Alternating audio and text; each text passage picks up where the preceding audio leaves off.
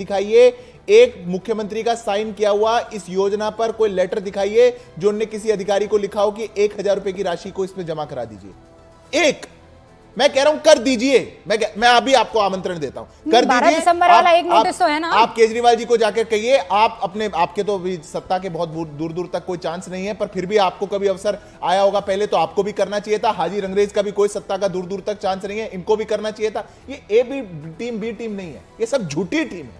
ये जो झूठी टीम है ये जनता को बरगलाने के अलावा कुछ नहीं कर सकती। और एक ही जगह पे ए टीम है। मैं तो फिर से दोहराता हूं रूबिका जी आपके शो पर, ये हमारी बी टीम। आपने इनको कहने का कोशिश की थी, हाजी रंगरेज जी को अच्छी लगी। मैं बता देता हूं ये कौन सी टीम है इनको अच्छी लगेगी। ये दोनों ए टीम है, ये दोनों ए टीम है रोहिंग्या प्रेम की। एक है अमानतुल्लाह खान, खड़े होकर के बयान दिया। अरविंद केजरीवाल के नेता विधायक, उनने क्या कहा, सबको घर में बिजली 10-10 हजार का कैश राशन दूंगा। और अभी हाजी जी आपसे बुलवा दीजिए कि रोहिंग्या दिल्ली के अंदर रहने चाहिए कि अरे सर, रोहिंग्या को मकान देने का काम आपके जो हरदीप पुरी है उन्होंने किया, उन्होंने उनका लेटर सारा जारी है। जिस तरीके से आप बातें करते हैं, आपको टारगेट करना है मुसलमानों को, क्योंकि आपके पास मुद्दे नहीं बचे। आप ये बताइए, थोड़ी है घुसपैठ है। आज जमुना में सुनिए, आज जमुना गंदी है, आज प्रदूषण है दिल्ली में, साफ सफाई का ख्याल नहीं है दिल्ली में। आप उन मुद्दों को क्यों नहीं उठाते? आप रोहिंग्या के पास चले जाते हैं बार बार। नहीं रूबिका जी, जिस तरीके से इनके पास मुद्दे नहीं बचे। देखिए, ये 80-20 की बात करेंगे तो हम महंगाई बेरोजगार की बात करेंगे, ये मस्जिद मंदिर की बात करेंगे, हम बार बार महंगाई बेरोजगारी की बात करेंगे। ये तो पार्टी के पास मुद्दे विहीन पार्टी होती है। जवाब नहीं दे पा रही। अरे मैं कैसे दूं आपको? हाजी साहब मेरी बात सुनिए ना। जी बताइए। बहुत सिंपल सी बात है, ये रोहिंग्या मुसलमान है तो क्या आप अपने घर में रख लेंगे उनको? अच्छा भाई, इलीगल अगर कोई आ रहा है तो उनको हम अपने रिसोर्सेज क्यों देंगे? अच्छा, बहुत क्या वजह है? बहुत अच्छा सवाल है। रोहिंग्या को क्यों हम सर माथे पर लगाएंगे? ऐसा करिए, केंद्र में किसकी सरकार है? अमित शाह जी की सरकार है, उन्हें इस्तीफा दे देना चाहिए। रोहिंग्या आए कैसे हमारे देश में? दूसरी बात, आप सीए के द्वारा ये कोई नहीं पूछेगा ना कोई बताएगा, क्योंकि हम तो डरते नहीं, हम तो बेबाक आवाज है अपनी। हम तो बार बार ना हमें कोई इसकी परवाह है कि कौन क्या कहेगा।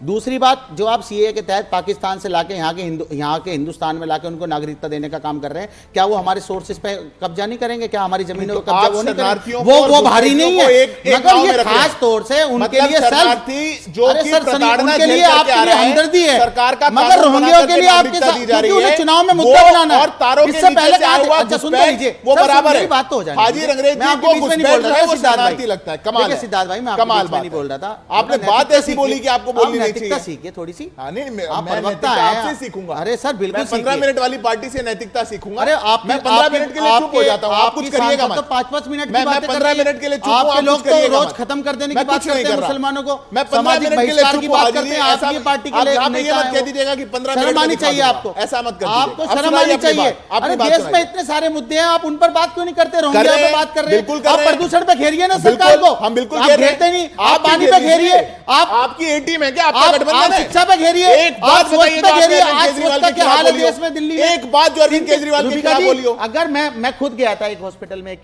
सिफारिश के लिए, 3-3 महीने की वहां पर जो 4-4 महीने की डेट मिल रही है ऑपरेशन के लिए, और कहते हैं बहुत अच्छा मॉडल बनाया केजरीवाल ने। हम कह बोलने का मौका मिला तो आपको परवेश वर्मा याद आया ना, आपको केजरीवाल कहां याद आया?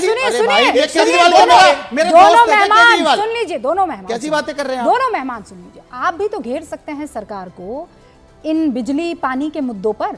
आप भी तो घेर सकते हैं हेल्थ और एजुकेशन के इश्यू पर।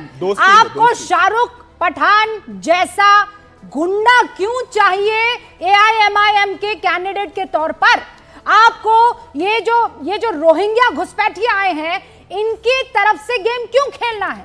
आप हिंदुस्तानियों की बात कीजिए ना। जी, हमने अभी जो केजरीवाल साहब थे उनका भी पुतला जलाया, और साथ में उस नरेश यादव का भी पुतला जलाया था, जिसका टिकट जो आम आदमी पार्टी ने दिया था महरौली से, जिसने हमारी कुरान की बेअदबी की थी।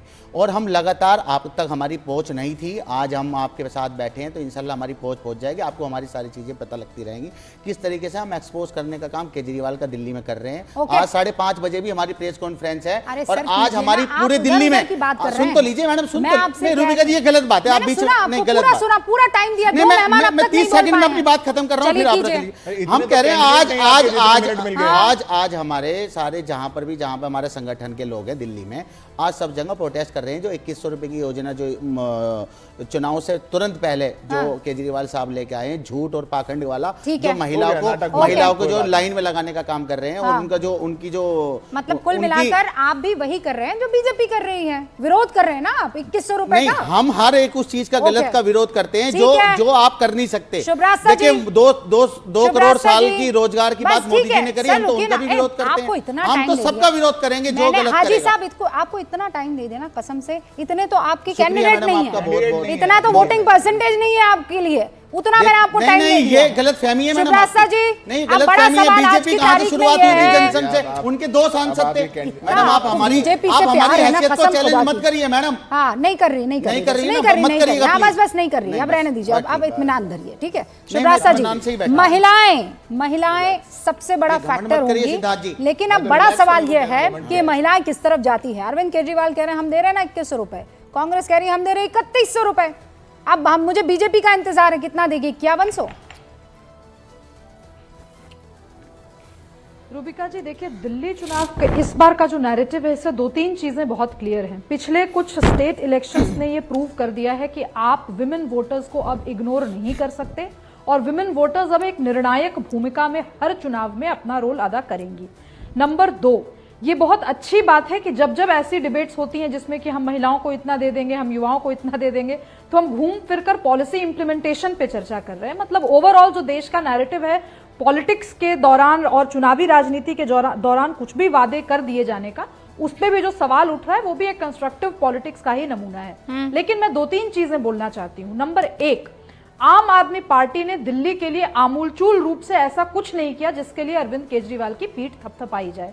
चाहे वो कोई आप संरचनात्मक ढांचा दिल्ली का किस जर्जर अवस्था में आज है, उसके लिए हमें कहीं और जाने की जरूरत नहीं है। एक बार हम बस सड़कों पर अगर घूम लेंगे तो पता चल जाएगा कि न तो अच्छी कॉलोनियों में भी न तो साफ पानी की व्यवस्था है। तो आप भूल जाइए कि जो बस्तियां हैं जहां पर गरीब गुरबा रह रहे हैं, वहां पे किस तरीके का पानी जा रहा है। ये तो बेसिक सुविधा अरविंद केजरीवाल को शायद देनी चाहिए थी, क्योंकि वो नई राजनीति कर रहे थे। दिल्ली की हवा का क्या हाल है, वो पंजाब के साथ मिलकर के अगर उन्होंने आज तक पॉलिसी नहीं बना पाई तो वो क्या राजनीति करेंगे, उस पर बहुत ज्यादा टिप्पणी करने की जरूरत नहीं है, क्योंकि दिल्ली एक प्रबुद्ध वर्ग का भी दबदबा है इस प्रदेश में। इसीलिए यहाँ पर एक run of the mill politics नहीं चल सकती। लेकिन दूसरी तरफ आप देखिए, भारतीय जनता पार्टी भी पहली बार, मुझे लगता है, मैं मुझे एक चीज यहाँ पर बीच में रखनी जरूरी है। ये आप कह रही हैं कि ये बुनियादी सुविधा भी नहीं दी, लेकिन ये जो फ्री वाली पॉलिटिक्स है ना, फ्री में बिजली, फ्री में पानी, फ्री कर देंगे, इसमें तो आप जितने भी अफ्लुएंट लोग भी बड़े खुश हो जाते हैं, बाकी तो आप छोड़ ही दीजिए। तो ये वाला खेल भी तो दिल्ली में बहुत इंपॉर्टेंट है। मैं इसी पे आ रही हूं कि आप देखिए, भारतीय जनता पार्टी का भी इसमें घोर आलोचना होनी चाहिए। पार्टी के जो संगठनात्मक दृष्टिकोण से भी होनी चाहिए, और जो बौद्धिक रूप से जो एक नैरेटिव होना चाहिए पार्टी का, वो मिसिंग है।